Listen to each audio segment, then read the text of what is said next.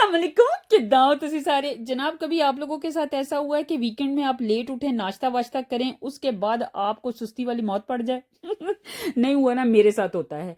मुझे वीकेंड में कोई काम करने को दिल नहीं करता, लेकिन काम कहते हैं पैन तू सानू करना, पर मैं कहनी नहीं, मैं नहीं आज थानू करना। जिस तरह ये बर्ड बेचारा सुस्त हुआ पड़ा है। ये देखें किचन का बर्तनों का ना बड़ा पड़ा है। इसको मैंने 3 दफा चुटकी बजाई कि वीडियो में तो साफ हो जाता है चुटकी से, लेकिन ये नहीं हुआ। फिर मैंने इनको इस तरह से दुआ दे दी। कपड़ों की लॉन्ड्री भी करने वाली थी, इनको भी मैंने इसी तरह से दुआ दे दी। फिर मुझे समझ आई कि मुझे सुस्ती इस वजह से पड़ी है क्योंकि मेरा एनर्जी लेवल जो है ना वो बूस्ट नहीं है, ये लो है। तो क्यों ना मैं आज वॉक पे जाऊं, जब इतना खूबसूरत मौसम है तो घर में बैठ के खुद को जंग लगाने से बेहतर है बाहर जाएं और बाद में आके घर के बखेड़े जो है ना वो निपटाऊं। यहाँ पर मैंने चिया सीड जो है वो भिगो लिए थे, because water intake is very necessary जब आप वॉक पे जाते हैं। आप मेरी बॉटल को ना देखिए, इसको मुझे पता है चिप पड़े हुए हैं और ये कल पड़े हैं। जब मैं वॉक पे गई थी तो ये मुझसे गिर गई थी।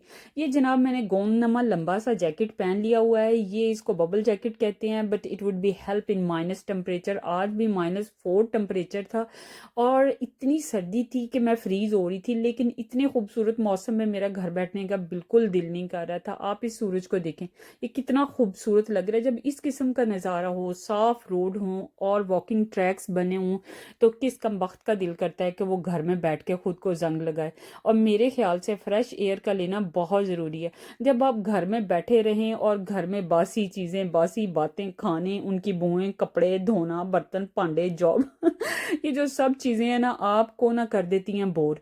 तो इस बोरियत को ख़त्म करने का वाहिद तरीका ये होता है कि आप घर से बाहर निकल जाएं, एक साथ में एक अच्छा सा हैंड फ्री ले लें, एयरपॉड्स ले लें, एक म्यूज़िक सुने। अगर आप नात या कुरान पाक की तिलावत सुनना चाहते हैं वो तो सबसे बेस्ट है, उसको सुने। और सुनते सुनते जनाब आप अपने वॉकिंग ट्रैक पे जाते जाएं, आपकी एक्सरसाइज भी होती जाए। इस कुड़ी को देखें, ये किस तरह से भज रही है और कितनी फिट है। लेकिन ये गोरी है और हम हैं एशियंस, और एशियंस यू नो या आई नो। खैर, मैं यहाँ पर जा रही थी और ये मैं आपको दिखा रही, ये देखिए इन्होंने रोड के दोनों साइड पे वॉकिंग ट्रैक्स बनाए हुए हैं जिस पे आप मतलब भाग सकते हैं, चल सकते हैं, पैदल जा सकते हैं। और ये है वो वाला ट्रैक जहाँ से आप वॉक करके रोड की दूसरी तरफ जा सकते हैं। मतलब बाकायदा यहाँ पे हर चीज़ का एक प्रॉपर सिस्टम है।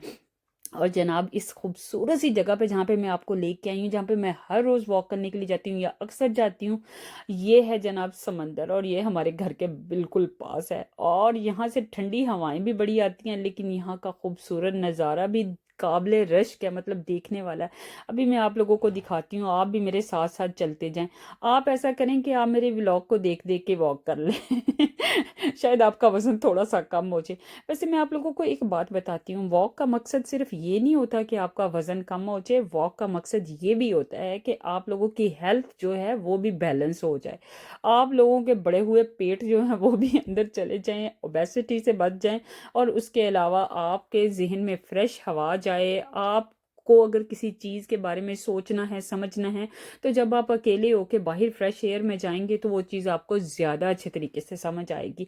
मैं अक्सर ऐसे ही करती हूँ, जब कभी मुझे कोई चीज़ जो है ना वो बहुत ज़्यादा मतलब इस तरह की सिचुएशन क्रिएट हो जाए ना कि मैं कहूँ कि बस अब बैलेंस नहीं हो रहा, तो मैं उसे बैलेंस करने के लिए अकेली होकर ना बाहर निकल जाती हूँ।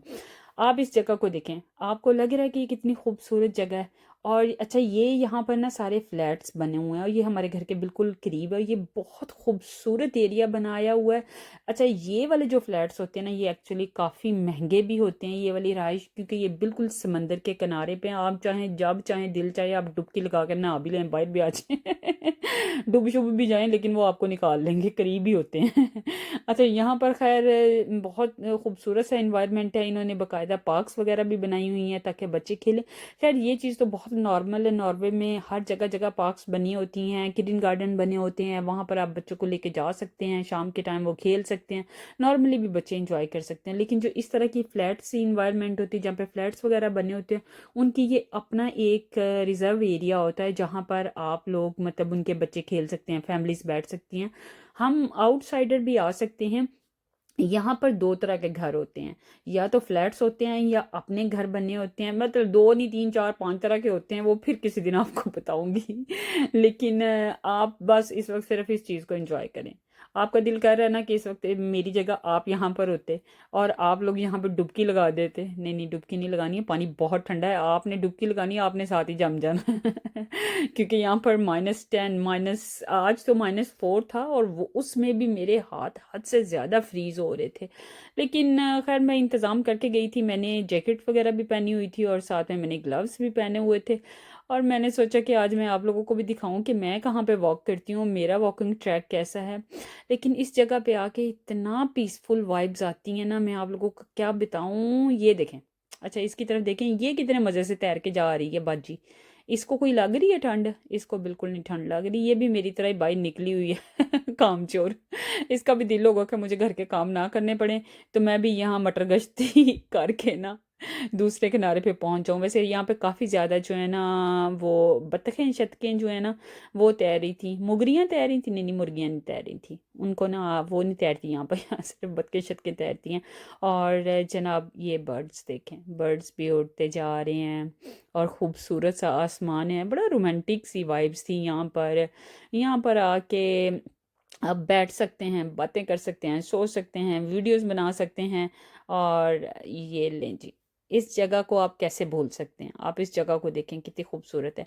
अच्छा, ये इन लोगों ने प्लेस बनाई हुई है, जब गर्मियाँ आती हैं तो ये लोग यहाँ पर जाके स्विमिंग वगैरह भी करते हैं, जिन लोगों को स्विमिंग आती है।